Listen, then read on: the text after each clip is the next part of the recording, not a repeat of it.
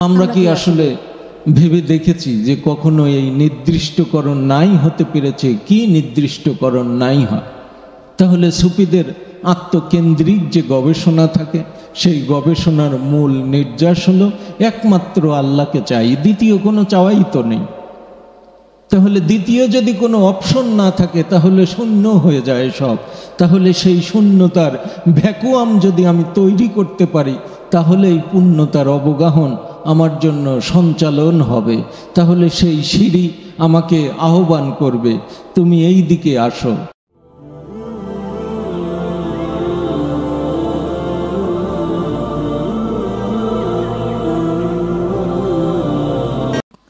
বিসমিল্লাহির রহমানির রহিম।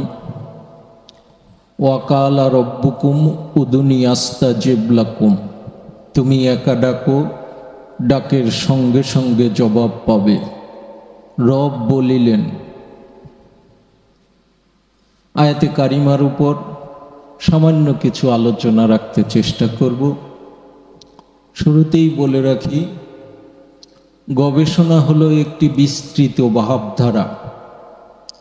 এটাকে যুক্তির মানদণ্ডে চুলছিরা বিচারিক বিশ্লেষণের মাধ্যম দিয়ে মূল সত্তার বা মূলকে উদ্ধার করার ব্যবস্থাপত্রই হলো গবেষণা। যেমন স্যার আইজ্যাক নিউটন একটি ফল গাছের নিচে বসেছিলেন, তাহলে গাছ থেকে একটি ফল মাটিতে পড়ল। উনি চিন্তা শুরু করলেন যে এই ফলটা তো উপরের দিকেও যেতে পারত, তাহলে তা গেল না। ডান দিকেও যেতে পারত, তাও যায়নি। বাম দিকে যেতে পারত, তাও গেল না। তাহলে নিচের দিকে কেন গেল? এই খুঁজতে খুঁজতে খুঁজতে খুঁজতে তিনি পৃথিবীর তার নিজস্ব পরিমণ্ডলে যে তার কেন্দ্রের দিকে টান শক্তি, সেই টান শক্তি মধ্যাকর্ষণ শক্তির আবিষ্কার করলেন, যেটাকে গাণিতিকভাবে জির একটি মানদণ্ড 9.81 বা 7.33 বিভিন্ন সূত্রতে এটা ব্যবহার হয়। মধ্যাকর্ষণ শক্তির একটি সূত্র। তাহলে এটা ছিল গবেষণা, যে পৃথিবী তার কেন্দ্রের দিকে টানে। এই টানার কারণে আসলে এটা নিচের দিকে আসে, উপরের দিকে যায় না। তাহলে তার টান শক্তি যদি না থাকতো তাহলে সেটা ভিন্ন কথা, আবিষ্কার। তদ্রূপভাবে ওয়াকালা রব্বুকুম, তোমার রব বলিলেন, উদুনি, একা ডাকো, আস্তাজিব, সঙ্গে সঙ্গে জবাব, লাকুম, তোমাদেরকে। তাহলে একা ডাকলে সঙ্গে সঙ্গে জবাব দেবে। এখন ইসলামিক স্কলাররা আমাদেরকে বোঝায় যে আল্লাহর যত সিফাতি নাম রয়েছে, ইয়া আল্লাহু, ইয়া রহমান, ইয়া রাহিম, ইয়া মালিক, ইয়া কুদ্দুস, এগুলো সকল নাম হলো আল্লাহর সিফাতি নাম। এই নামের প্রতিটি নামের এক একটি বিশেষ অর্থ আছে, অর্থাৎ একটি গুণবাচক ব্যবস্থাপত্র। তাহলে সেই গুণকে ত্বরান্বিত করলে একটি ফায়দা হয়। যেমন রিজিক আলা, অর্থাৎ রাজ্জাকু, এই রাজ্জাক হলো রিজিক দাতা। তাহলে আল্লাহ রিজিক দেবে, আল্লাহ মানে রিজিক দাতা নয়। তাহলে রিজিক দাতা হলো রাজ্জাক। তাহলে এটা কি সিফাত, গুণ। কিন্তু জাতের মূল ধারার যে বৈশিষ্ট্য, সেই বৈশিষ্ট্যের ধারাতে মহান রব্বুল আলামিনের ধারাবাহিক প্রণালী এবং বর্ণনার কি সূক্ষ্মতার সূক্ষ্ম কৌশল অবলম্বন করেছে। এখানে বললেন ওয়াকালা রব্বুকুম, এখানে আল্লাহ বলেনি। কেন রব বলা হলো? তাহলে রব শব্দের অর্থ কি? স্বাভাবিকভাবে আমরা জেনে থাকি রব শব্দের অর্থ হলো লালন পালনকারী। তাহলে তিনি কিভাবে লালন পালন করেন? তার সেই লালন পালন কার্যের পরিসমাপ্তিটাই বা কি? কিভাবে তিনি এই কার্য সুসম্পন্ন করেন? তাহলে রব হলো জাত, অর্থাৎ জাতের মূল নির্যাস, যিনি ভিতরে অবস্থানকালীন অবয়বে পরিচালনা করেন, কিন্তু আমরা অজ্ঞ, কানা, দেখি না। তাহলে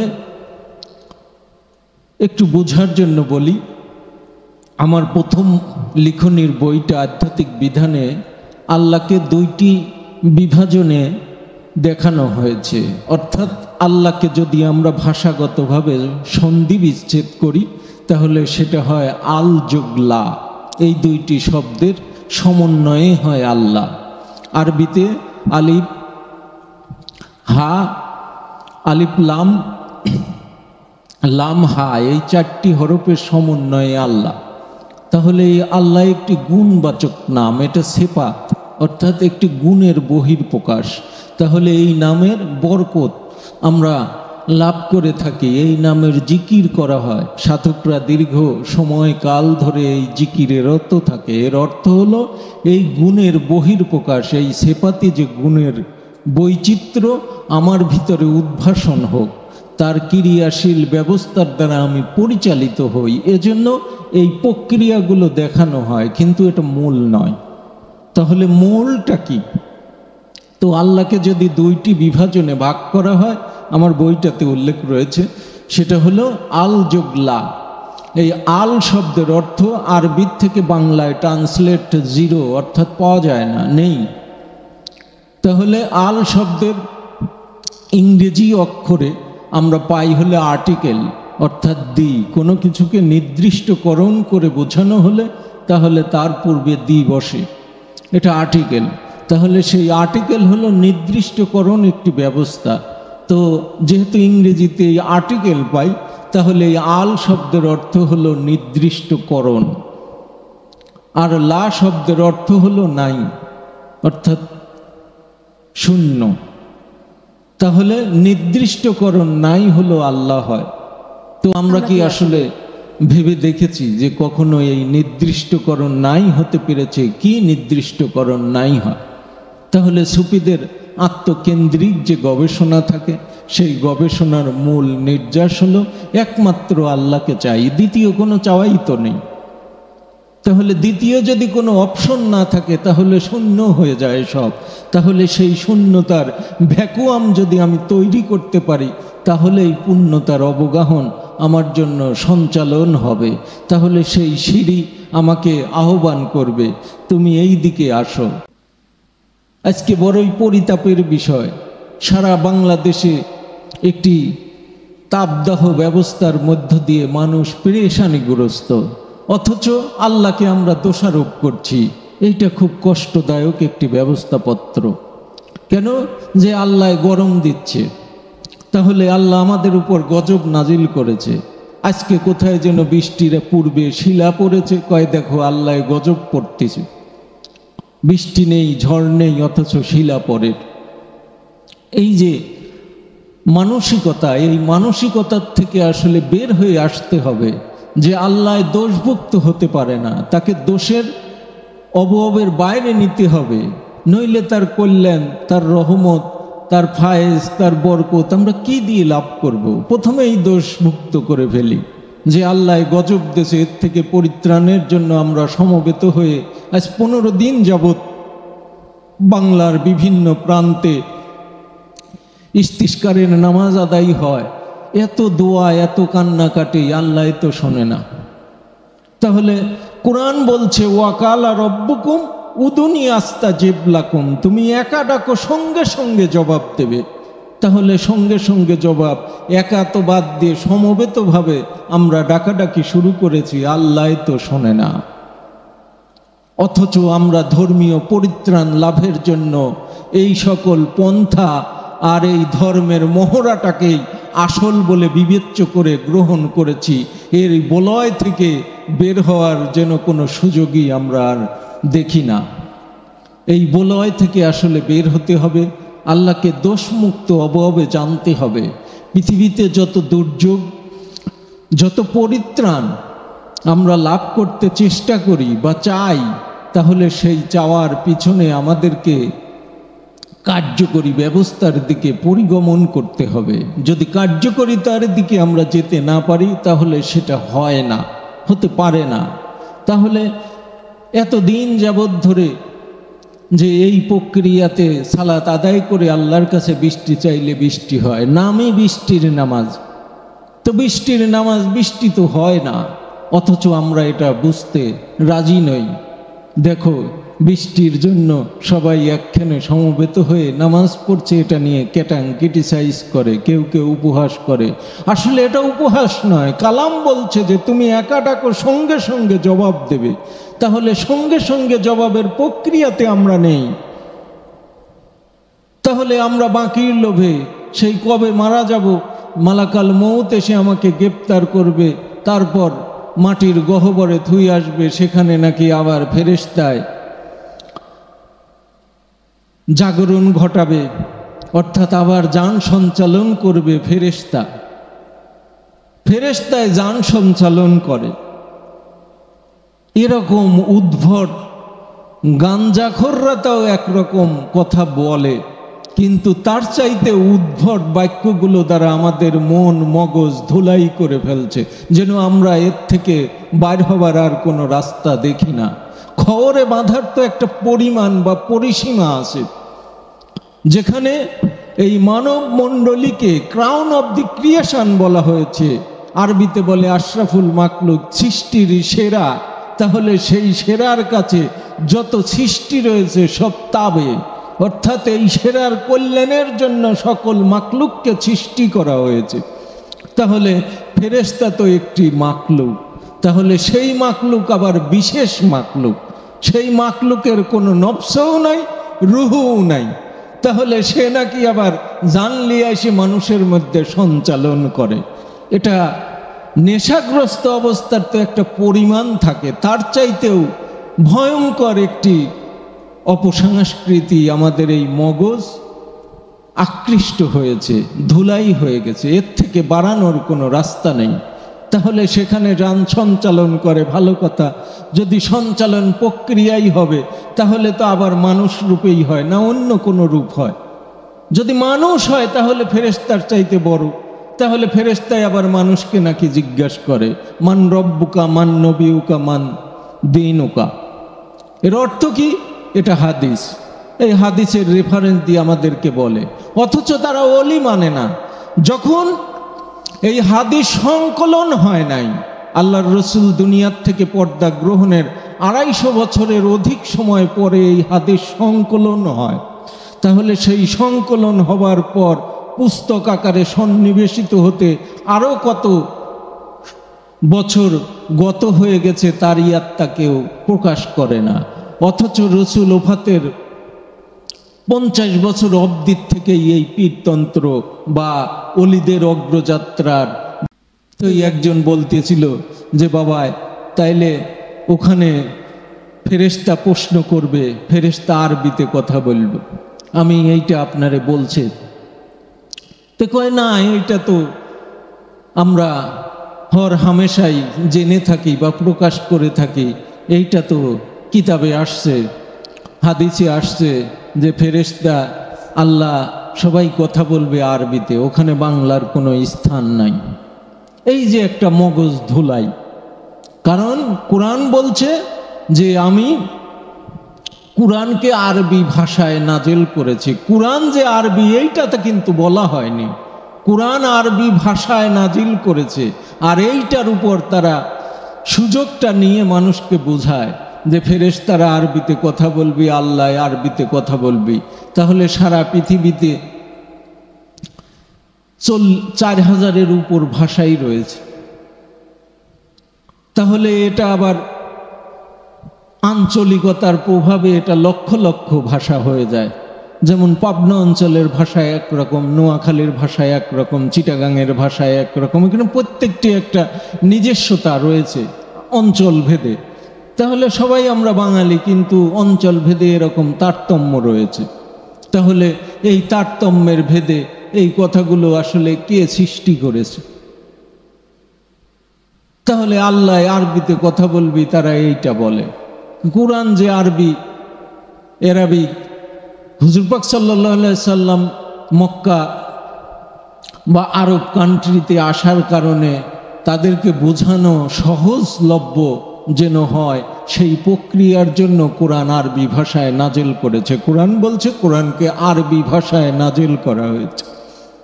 তাহলে কোরআন তো আরবি না, কোরআন হলো স্বয়ং নূর।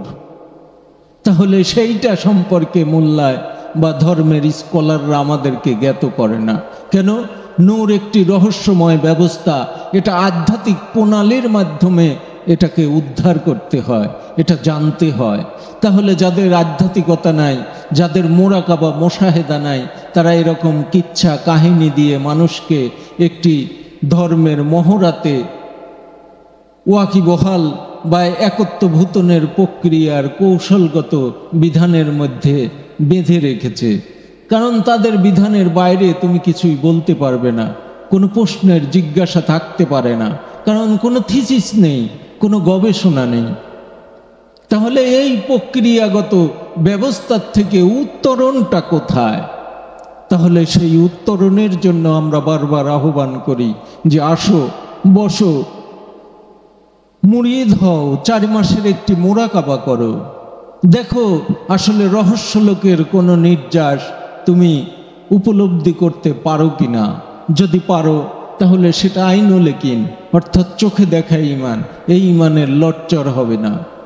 তো এখন যে কথাটা বলতেছিলাম যে কবরে সোয়াল জব হয়, তাহলে এই কবরের সোয়াল জব হয় যখনই ফেরেশতা জানটা নিয়ে এসে মানুষের মধ্যে সঞ্চালন করলো, তখন তো সে মানুষ আশরাফুল মাকলুকে ভূষিত হয়ে গেল।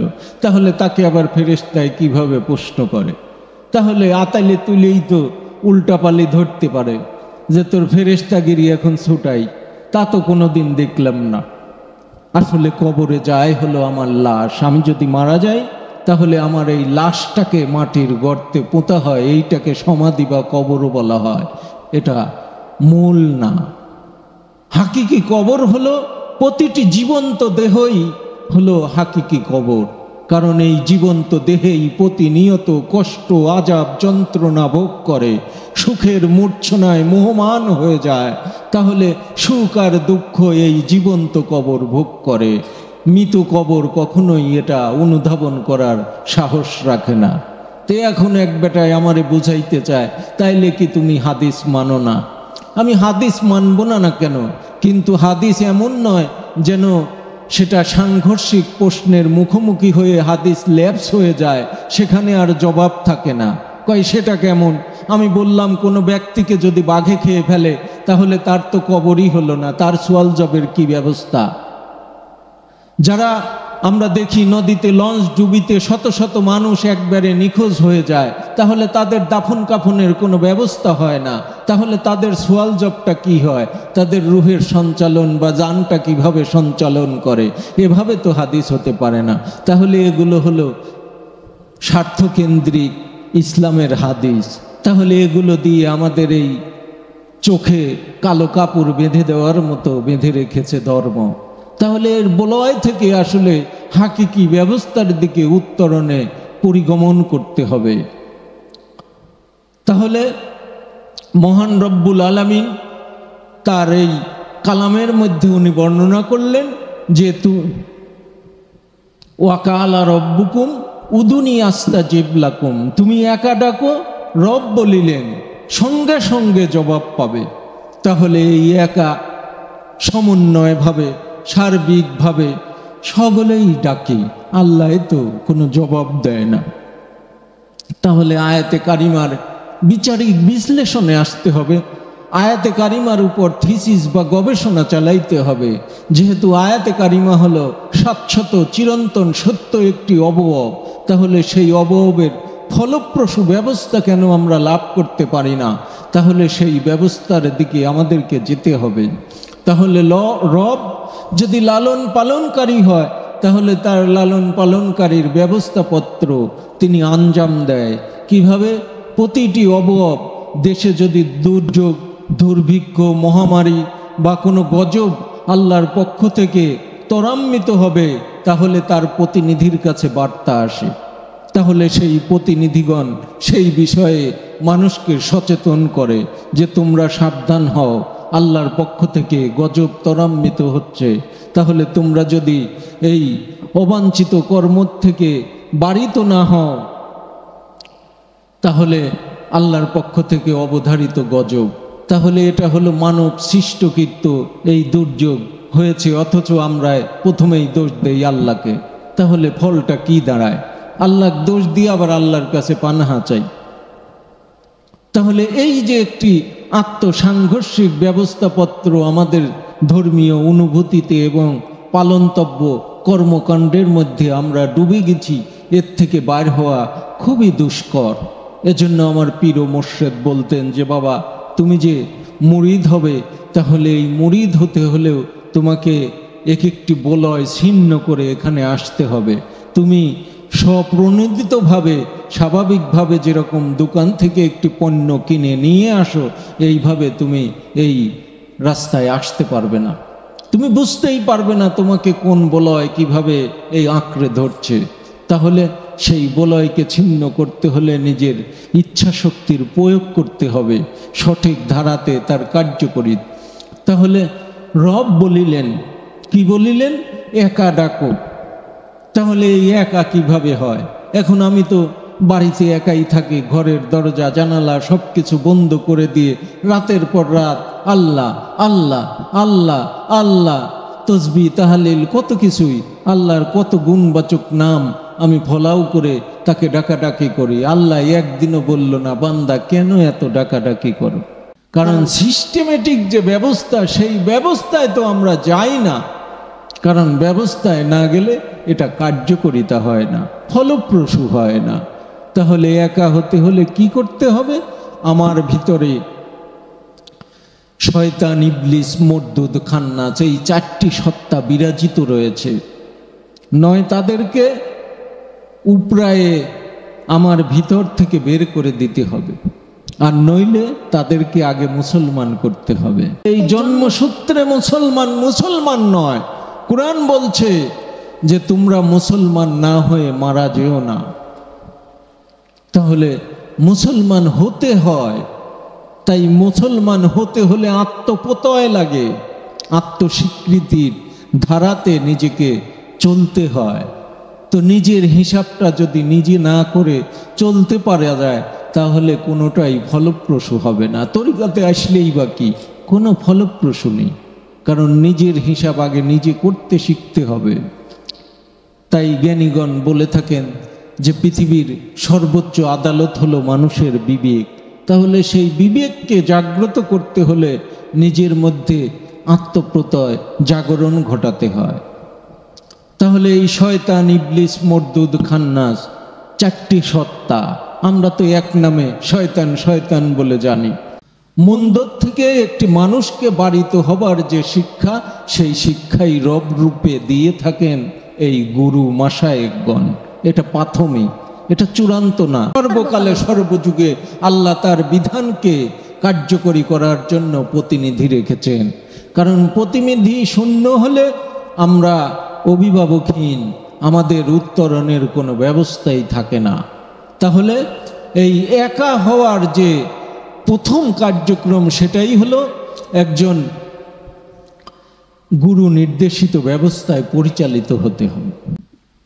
এজন্য আল্লাহর ওলিদের বচন হলো লা শাইক ইল্লা ইবলিস, যার পীর নেই তার পীর হলো শয়তান। তাহলে শয়তানের দাসত্ব করে আমি আল্লাহ আল্লাহ যতই কই, আল্লাহ তো শুনবো না। কারণ আল্লাহ সুস্পষ্টভাবে কালাম জানিয়ে দিয়েছেন যে তুমি একা ডাকো, ডাকের সঙ্গে সঙ্গে জবাব পাবে। তাহলে আমি একা তো হওয়ার রাস্তায় অগ্রগামী হই না, একায় তো কোনোদিন আমি যাওয়ার জন্য নিজেকে সমাসীন করি না।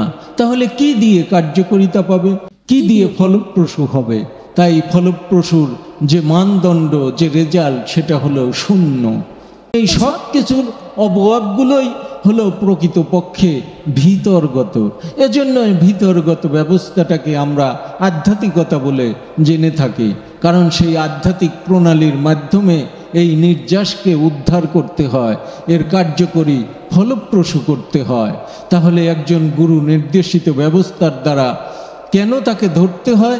এই তাকে ধারণ প্রণালীর মধ্য দিয়ে এই শয়তান, ইবলিস, মরদুদ, খান্নাসকে আসলে দূরীভূত করা যায়। সেই মূলধারার অবয়বকে কার্যকরিতার প্রশ্নে আমাদেরকে একটা পীর বা ওসিলার মাধ্যম দিয়ে এই রাস্তায় অগ্রগামী হতে হবে। তো এখন যারা ওসিলাই আসে না, তাদেরকে কি বলা যেতে পারে? কিন্তু তারাই আজকে ধর্মের পণ্ডিত সেজে বসে আছে, যেখানে আল্লাহর সকল অলিগণ বলেছেন যে বাবা তুমি ধর্ম সম্পর্কে যত জ্ঞানী লাভ করো, একজন কামেল মুর্শিদের সহবত নাও, তার কাছে দীক্ষা গ্রহণ করো, যদি তুমি আসলে ধর্মে দীক্ষা পেতে চাও। কারণ আনুষ্ঠানিকতার বলয় আর এই বিদ্যার শিক্ষার মধ্যে ধর্ম নেই। যদি থাকতো তাহলে আল্লাহ স্পেশাল ইউনিভার্সিটি করে তার সকল নবীগণকে সেই ইউনিভার্সিটিতে লেখাপড়া শিখায় তারপর মানুষের জন্য প্রতিনিধি নির্বাচন করতেন।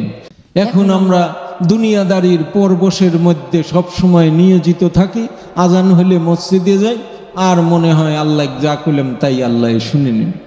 এই যে আমাদের একটা মগজ এভাবে ধুলাই হয়ে গেছে, এর থেকে আমরা আর বাইর হতে পারতেছি না। বাবা সালাদ তো আপনি কভারেজ করে আসলেন, রেজাল্টটা কি এটা আল্লাহ জানে, তোমরা খালি উদ্ভট কথাবার্তা রাখো, এই কবুল হয়েছে কিনা, এটা হয়েছে কিনা, কেন কি রকম করলেন, এইসব কি আছে নাকি? তাহলে ওরাও একটি অন্ধবিশ্বাসের বলয়ে এভাবে করে। কিন্তু অন্ধত্ব আসলে চোখে দেখা আর অন্ধ কি দুইটা সমান হতে পারে? দুইটা দুই জিনিস। তাহলে চোখে দেখার ব্যবস্থাপত্রের আলাপ আলোচনা একটু ভিন্নই হবে, যেটা স্বাভাবিকের সঙ্গে একটা মানুষের সাংঘর্ষিক হয়, কিন্তু এটা সাংঘর্ষিক নয়। কারণ এই জ্ঞান হলো কোনো দেওয়াল, বিভেদ, বিড়ম্বনা বা আবরণকৃত ব্যবস্থা না, এটা হলো মূলের নির্যাস। তাই কোরআন আমাদেরকে সকল বাণী বা আহ্বানগুলো এভাবে আমরা দেখে থাকি যে কোরআন হলো মূলের কথাগুলো বয়, কিন্তু আমাদের প্র্যাকটিক্যাল নীতি, আদর্শ, বাস্তবায়ন ব্যবস্থাগুলো রূপক ঢাকনায় রয়েছে, এখানে মূল আর পাওয়া যাচ্ছে না। তাহলে কোরআন আপেক্ষিকতার বলয়কে সাদৃশ্য করতে বলছে যে এই ঢাকনা থাকবে ঠিকই আছে, কিন্তু সেই ঢাকনার ভিতরে ক্রিয়াশীল ব্যবস্থাকে আগে প্রতিফলন করতে বলেছে, কিন্তু সেই দিকে কেউ যায় না। আপেক্ষিকতার বলয়ে আমরা আসলে ধর্মের মোহরাতে লিপ্ত হয়েছি, কিন্তু ধর্ম উদ্ধারের দিকে কেউ যাচ্ছি না। যে আল্লাহ বলছেন যে তুমি একা ডাকো, ডাকের সঙ্গে সঙ্গে জবাব পাবে, অথচ সেই প্রক্রিয়ায় আমরা কেউ অগ্রগামী না। তাহলে কি হবে? ফলটা জিরো। এজন্য ডাকছি আল্লাহ তুমি পরিত্রাণ দাও। এখন আবার যদি আল্লাহ ঝড় তুফান দিয়ে লন্ডভন্ড করে দেয়, তাহলে তো আল্লাহ আবার গজব দিয়ে এতগুলো প্রাণ মারি ফেললে, এত ফসলের হানি করলে, এত কষ্ট হইলে, ইত্যাদি ইত্যাদি, আবারও আল্লাহর দোষ। যেদিকে যায় আল্লাহ শুধু দোষের ভাগেই পড়ে। আল্লাহ দোষ নিব না জন্য আজাজিল থেকে তিনি ইবলিসের রূপান্তর হলো। মন, মগজ, হৃদয়, অন্তরকরণ যেটাই বলি না কেন, এটা যদি পরিপূর্ণভাবে আত্মসমর্পণ না হয় তাহলে এটা ফলপ্রসূ হয় না। লোভ, মোহ, অহংকার, হিংসা, গিল্লা, গীবত, পরশ্রীকাতরতা এগুলো প্রতিনিয়ত আমাদেরকে যদি অনুপ্রাণিত করে, এই ধারায় একের উপর অন্যের এই খবরদারিত্বের ধারাগুলো আমরা যদি প্রতিনিয়ত অ্যানালাইসিস করি, তাহলে তো আসলে ফলটা কি? আমাকে একা হতে হবে। কোরআন বলছে তুমি একা ডাকো, সঙ্গে সঙ্গে জবাব পাবে, একটু দেরিও করা হবে না। তাহলে সেই একা হওয়ার প্রক্রিয়ার যে অনুশীলন, সেটাই সুফিগণ যুগের পর যুগ তার আপন পীর ও মুর্শিদের দাসত্বের মধ্য দিয়ে কিভাবে একা হয়, মুরাকাবা মুশাহেদার মাধ্যম দিয়ে তারা এই স্বর্ণাক্ষরে তাদের নামটা লিপিবদ্ধ করেছে। এজন্য তারা যা বলে আল্লাহ সেটা দিতে বাউন। বুখারী শরীফের হাদিসে রয়েছে যে বান্দা নফল ইবাদত করতে করতে এমন একটি স্তরে পৌঁছে যায় যেখানে তার হাত আল্লাহর হাত হয়ে যায়, তার চোখ আল্লাহর চোখ হয়ে যায়, তার মুখ, জবান আল্লাহর জবান হয়ে যায়। তাহলে এখানে নফলের এত গুরুত্ব বুখারী শরীফের হাদিসে রয়েছে, অথচ ফরজের এত গুরুত্ব কেন? কেন এই আল্লাহর হাত হওয়া যাবে না? আল্লাহর চোখ কান নাক হয়ে গেলে তাইলে আমাদের কথা তো আর থাকে না নাকি? তাহলে এগুলো শ্রেণী বৈষম্যের একটি বিভাজন দেখানো হয়েছে। কোনো কিছুই অমূলক না, কিন্তু কার্যকরী না হলে সেটা অমূলকের ধারাতে রূপান্তর হয়। এজন্য ধর্মের এত ফিকরা আর দলবাজি উপনীত হয়েছে। যেহেতু কোরআন বলছে যে তুমি একা ডাকো, ডাকের সঙ্গে সঙ্গে জবাব পাবে, অথচ আমরা সেই দিকে নাই। এখন মহড়া আর মহোৎসবের মধ্যে আমাদের ধর্মীয় ব্যবসায়িক ব্যবস্থা চালু করে দিয়েছি। তাহলে একবারও বুকে হাত রেখে বলিনি যে এই আয়াতে কারিমার কার্যকরী রূপটা কি, আমাকে শিখান, আমাকে জানান। অথচ এখানে মুসরামুসরি, এটা বেশি বোঝা যাবে না। এই তুমি নামাজ পড়তে থাকো, এক সময় হয়ে যাবে। জিন্দেগি ভর শেষ হয়ে যায়, মৃত্যুর দ্বার প্রান্তে পৌঁছে যায়, তবুও কি হলো আমি জানতে পারিনি, মরার পর পাবে। তাই জাগতিক মহড়াগুলো আমাদেরকে শিখায় বাকি, অর্থাৎ মরার পর।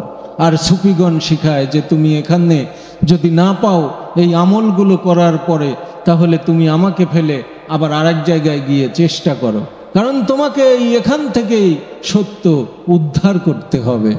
তাহলে সত্যে উদ্ধার হলো একজন মানুষের সর্বপ্রথম এবং প্রধান কাজ। তাহলে এই উদ্ধারিতব্যের ব্যবস্থার জন্য একজন মাশায়েকের প্রয়োজন হয়। তিনি যে প্রক্রিয়ায় বলেন, যেভাবে শিখান, তার সেই শিক্ষা নীতিগুলোকে আঁকড়ে ধরে এই মন্দ সত্তা যখনই একটি মানুষের মধ্য থেকে দূরীভূত হয়, তখনই মৌলা সত্তা অর্থাৎ আল্লাহ সত্তা তার সঙ্গে এই সম্পৃক্তায়ন হয়। অর্থাৎ নফস আর রুহের সংমিশ্রণ বা মিলন প্রক্রিয়াই হলো এই আল্লাহর দর্শন, এই আল্লাহকে লাভ করা, আল্লাহময় হওয়া, মুসলমান হওয়া, এই একা ডাকা সব একই। বাবা বায়জিদ বুস্তামি বলেছিলেন, আনা সুবহানি মা জিমুসানি, অর্থাৎ এই শান মান জালুয়া সব আমারই। কি দিয়ে হয়? এই সব আল্লাহ প্রাপ্ত ব্যবস্থাপত্র। তাহলে এই তখনই তিনি ডাক দিলে সেটা কার্যকরী হয়। আর এদেরকে কেউ মরে গেছে সেটা আবার কবর দিয়ে দেহ বাঁধাই টাদাই করে কি এক কারবার শুরু করেছে, লাল সালুর কারবার। এই যে একটি অপবাদকৃত ব্যবস্থা। কেন? ওর চোখে তো কালো কাপড় দিয়ে বাঁধা, ও তো এগুলো দেখে না, ও জানে না। তাই যে জানে না তার থেকে দূরে থাকো। হুজুর পাক সাল্লাল্লাহু সাল্লাম বলেছেন, জ্ঞানের পরিমাপ বুঝে কথা বলো। তাহলে যার জ্ঞান যেমন তার সঙ্গে সেই পরিমাণ আলাপ করতে বলা হয়েছে। তো আমরা তো বোঝাশোনা নাই, যে আসে তাকেই বলে থাকি, এটাও নয়। কারণ আগে নিজেকে সত্যের উপর উপনীত হতে হবে, এই প্রচেষ্টাগামী হতে হবে। যদি তোমাকে মালিক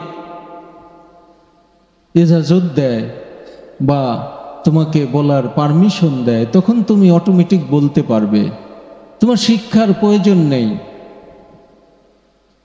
সুলতানুল হিন্দ খাজা মঈনুদ্দিন চিশতি উনি বর্ণনা করেছিলেন যে কোনো আশেক যদি ফানাফিল্লার স্তর, মানে গণ্ড মূর্খও যদি ফানাফিল্লার স্তর অতিক্রম করে, তাহলে দুনিয়ার যে কোনো জ্ঞানীর চাইতে ওই মানুষটা বেশি জানে। কি দিয়ে জানে? এটাই আধ্যাত্মিকতা। তো এইটাকে তো জাগতিক যারা বই পুস্তকের জ্ঞানী তারা স্বীকৃতি দিতে পারে না। তাই এই আয়াতে কারিমার ফলপ্রসূ কার্যক্রমের আহ্বানটুকু রেখেই আমি আজকের আলোচনা এখানে সমাপ্তকরণ করছি। আখির দাওয়ানা আলহামদুলিল্লাহি রাব্বিল আলামিন।